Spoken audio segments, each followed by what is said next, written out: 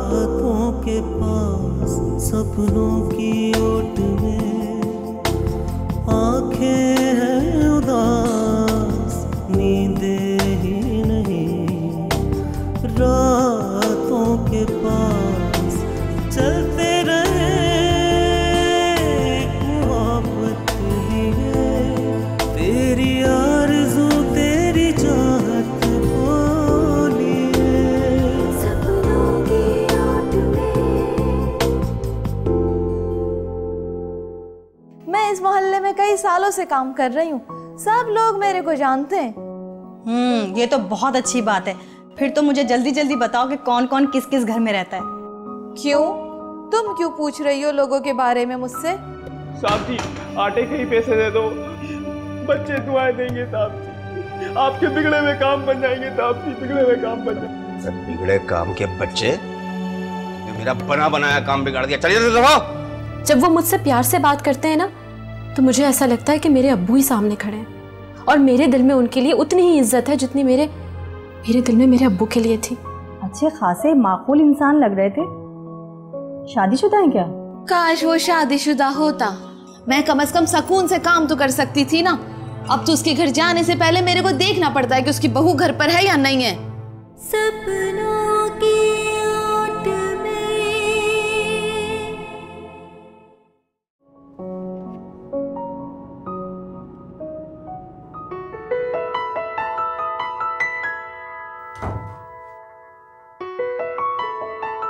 माशाल्लाह, ये शर्ट तो आप पे बहुत अच्छी लग रही है। Thank you.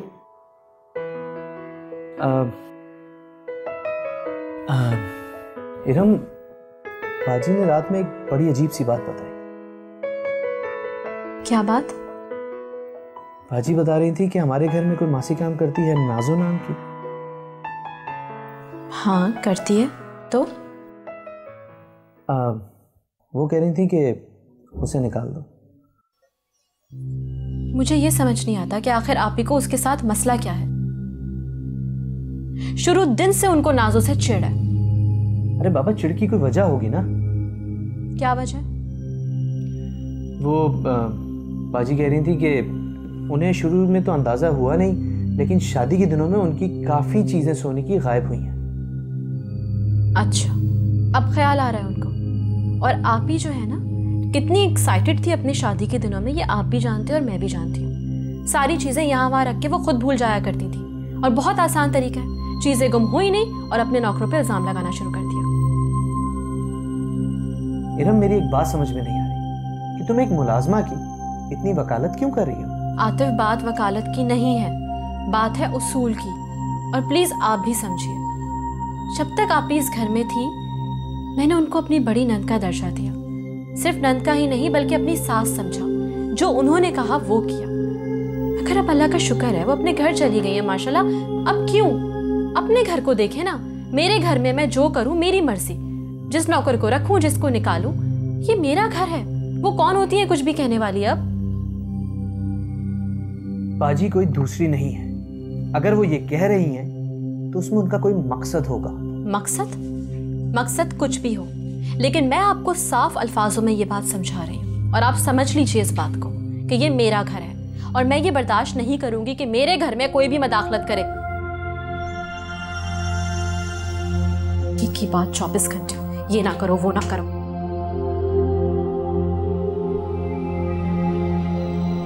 O Iram, please खुद ही समझ जाओ मेरी मजबूरियों को। मैं तुमको समझा नहीं सकता ये बात।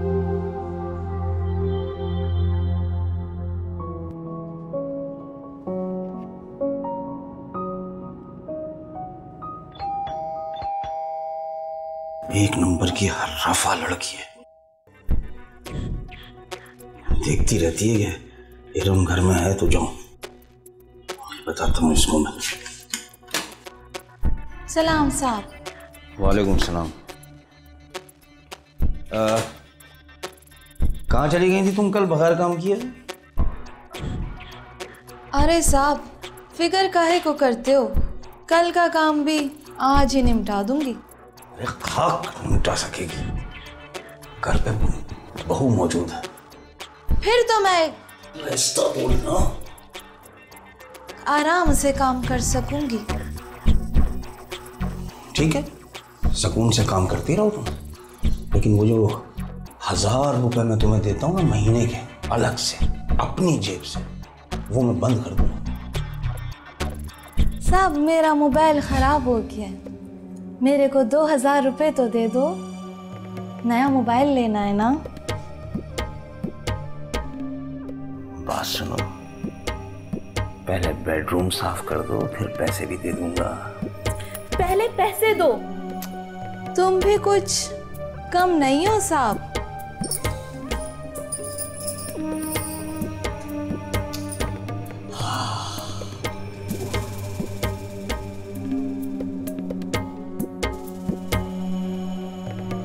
लो ये रख लो, बाकी बाद में दे दूंगा। चले? लेकिन कल बाकी दे देना।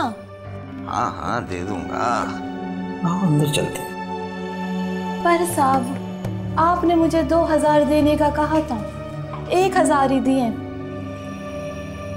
हाँ तो 1000 ले लेना बाद में। नहीं साहब पहले दे दो, तुम भूल जाओगे।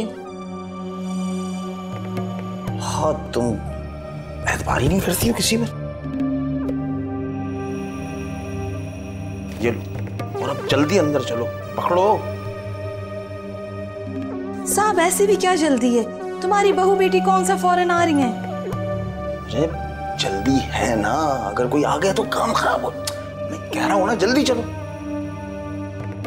चलो साहब आज मैं तुम्हारे कमरे की सफाई कर ही दूं, बहुत दिनों से गंदा पड़ा हुआ है। आओ। बहुत मेहरबानी, आइए। नाज़ो, सविता है? बीबी जी घर पर नहीं है। अच्छी बात है ना कि घर पे नहीं है।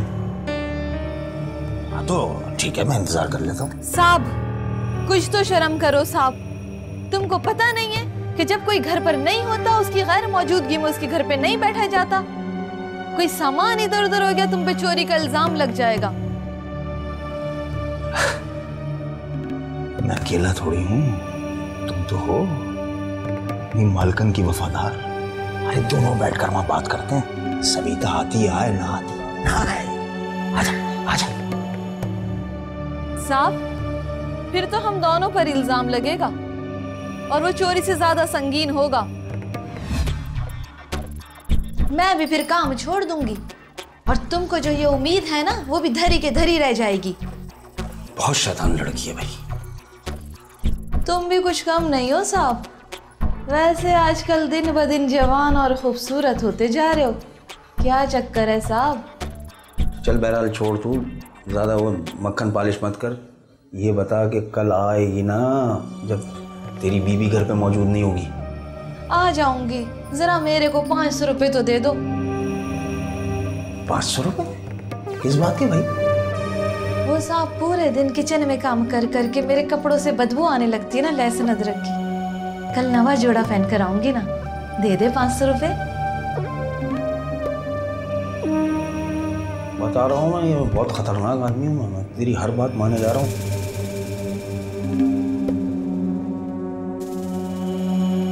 ये पकड़ो। कल कोई बहाना तो नहीं करोगे? नहीं साहब नहीं करूंगी। पक्का? पक्का साहब। काम कर लिया तुमने सारा? जी बीबी जी आई।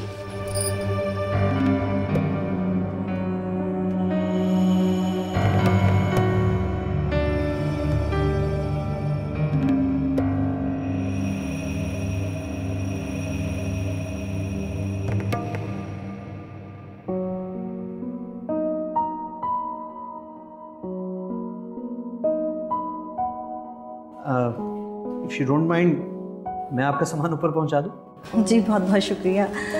एक्चुअली मैं फ्लैट्स में नहीं आई हूँ, मुझे बिल्कुल अंदाज़ा नहीं है कि सामान जीनों पे से चढ़ाना कितना मुश्किल होता है। जी कुछ तो फर्क पड़ता है।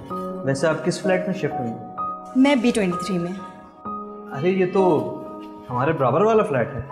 कमाल है, आपको मैंने कभी पहले देखा नहीं। असल में मुझे एक आध दिन ही हुआ है आए हुए। वैसे कल मैंने आपके फादर को देखा था। किस सिलसिले में? सिलसिला तो कोई नहीं था, आपके अब्बू किसी फ़कीर को डांट रहे थे। मैं उनकी आवाज़ सुनकर बाहर आ गई थी। एक्चुअली उस फ़कीर ने मुझे भी बहुत परेशान कर दिया था, लेकिन आपके अब्बू ने ऐसा डांटा उसको कि 2-3 दिन हो गए, उसके बाद वो नज़र नहीं आया। अच्छा, आपका बहुत बहुत शुक्रिया। इस वक्त तो आप रहमत का फरिश्ता बनकर आए हैं। अरे शुक्रिया की कोई बात नहीं। आप आए ना किसी दिन भाभी को लेकर, बल्कि आप नहीं, मैं ही आऊँगी आपके घर। मैं आई हूँ नई नई, तो मुझे ही ताल्लुकात बढ़ाने चाहिए। आप अगर आएँ तो शाम के वक्त आइएगा, क्योंकि पूरा दिन मैं नहीं होता और मेरी बेगम भी कभी कभार बाहर चली जाती है। मैं शाम को ही आऊँगी। वैसे आप लोग मुझे बहुत अच्छे लगे हैं। अल्लाह हाफ़िज़। Thank you so much.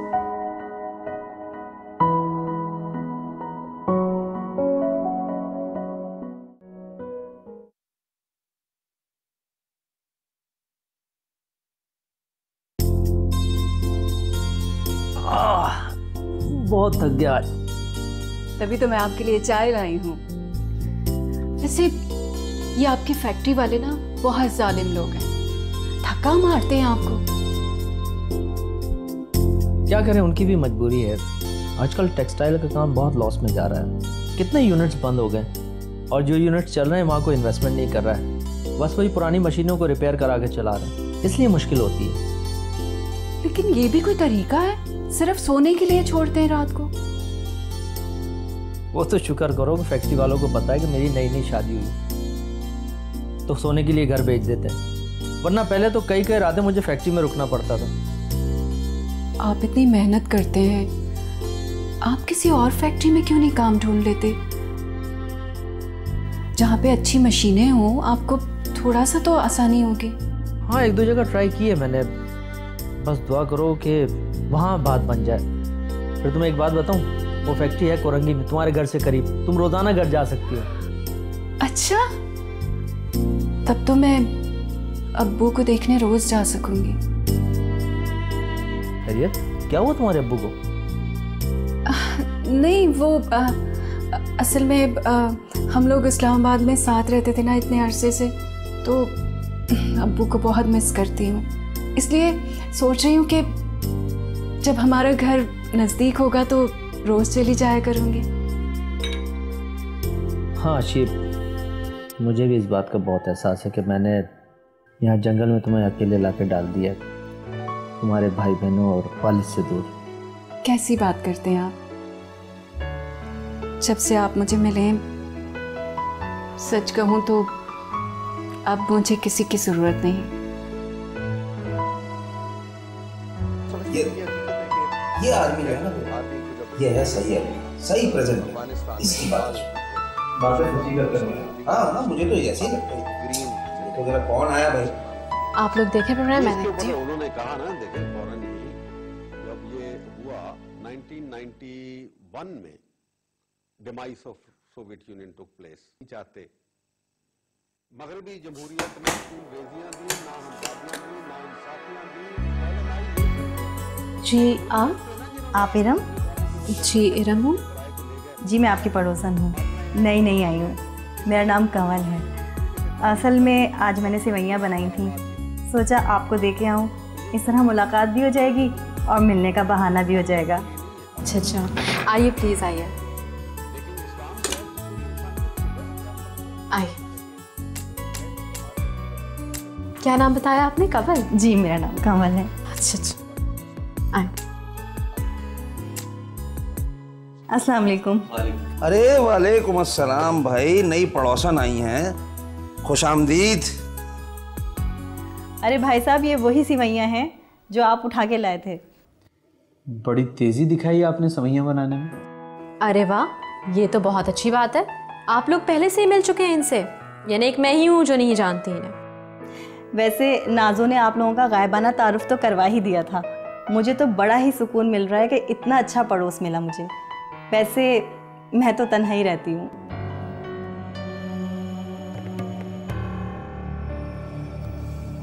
तो भाई तन्हा, तो फिर इतने घबराने की क्या बात है? हाँ कंवल, मेरा ख्याल है कि आपको घबराना नहीं चाहिए हमारे होते हुए। भाई एक दीवार का तो फासला है। हमारी बहू भी सारे दिन तन्हा रहती है, ये चले जाते हैं मौसूफ काम पर, मैं भी चला जाता हूँ, कभी रहता हूँ घर पर। तो आप यहाँ आ जाया कीजिए। अब्बाजान आप कैसी बातें कर रहे हैं? वो बिल्कुल फारिग थोड़ी हैं, कहीं जॉब वॉब करती होंगी। जी जॉब करती हूँ। अच्छा, कहाँ जॉब करती हैं आप? मैं एक इंश्योरेंस कंपनी में सेल्स ऑफिसर हूँ। वैसे मेरा ज़्यादातर काम आउटडोर का होता है। अनबिलीवेबल। आप इंश्योरेंस कंपनी में काम करती हैं ना? भाई आप यकीन करें कंवल कि मैं परसों ही सोच रहा था कि भाई मैं कैसे आप लोगों के दफ्तर जाऊं, क्योंकि अब से कोई 20 साल पहले मैंने 5 लाख की पॉलिसी ली थी इस्लामाबाद में। यहाँ आ गया, बीच में 1-2 जगह और, तो वो चलती रही, लेकिन मेरा ख्याल है मेरी कुछ ऐसा है कि मेरी कुछ किस्तें बाकी, तो समझ में नहीं आ रहा कि वो आया, उसका स्टेटस क्या है। उसका स्टेटस मुझे एक तो पता करना है, दूसरा अगर वो मैच्योर हो गई तो अगर पैसे मिल जाते तो फबहा भाई, अल्लाह का शुक्र हो। ओह, फिर तो आपको 8-10 लाख मिल ही जाएंगे। वैसे अब आपको कहीं जाने की ज़रूरत नहीं है, मैं हूँ ना। आप मुझे अपने पेपर्स दे दीजिएगा, मैं घर बैठे ही सारे काम करवा दूंगी आपके। कंवल, आप चाय पियेंगी? चाय पियेंगी? ये छोटा सवाल है भाई। आप इनके लिए चाय लाइए, पेस्ट्रीज लाइए, बिस्किट्स लाइए, जो कुकीज शुकीज सब लेकर आइए इनके लिए, ये हमारी खास मेहमान है भाई। जी, मैं आपके पास मेहमान के लिए अभी सब कुछ लेकर आती हूँ। Thank you so much. आप लोगों से मिलके वाकई में बहुत खुशी हुई है।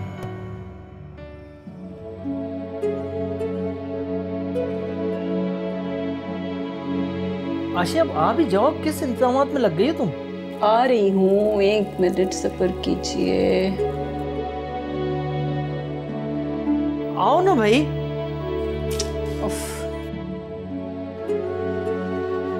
मैं चाह रही थी कि आप आराम से सोएं, आपको मैं डिस्टर्ब ना करूं। बाद में आऊंगी तो फिर जरा सा हिलजुल हो तो आप उठ जाते हैं। सुकून से सोने के लिए तो फैक्ट्री वालों ने छुट्टी दी है, बाकी सब तो वहां काम पे ही लगे हुए ना।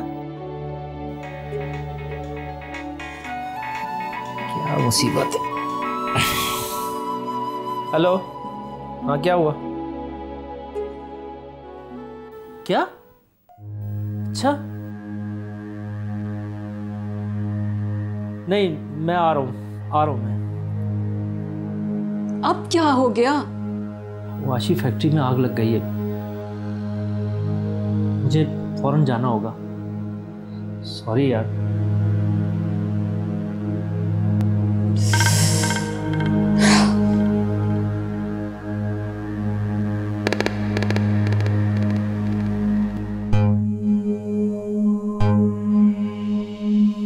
आतिफ, क्या हुआ है?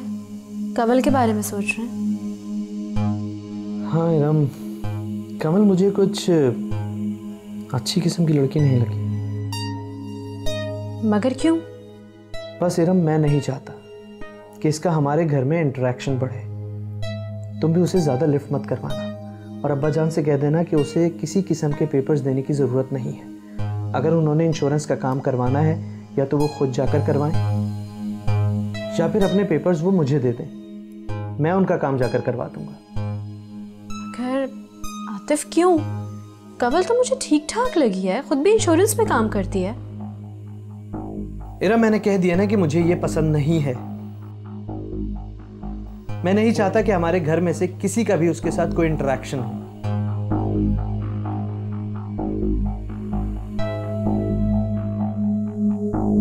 देखो इरम, इस किस्म की लड़कियां बहुत फ्रॉड टाइप होती हैं। मुमकिन है वो चिकनी चिपड़ी बातें बनाकर अब्बा जान से उनकी पॉलिसी ले जाए और उनकी पॉलिसी को जाली तरीके से कैश कराकर 4-5 लाख रुपए का नुकसान दे दे। अच्छा ठीक है, लेकिन मुझे समझ ये नहीं आ रहा कि आखिर आजकल आपको हो क्या गया है। हर किसी के बारे में बस गलत सोच रहे हैं। पहले आपने नाजो के बारे में कहना शुरू कर दिया कि चोर है, घर से निकाल दो, और अब कंवल आपको बुरी लग रही है।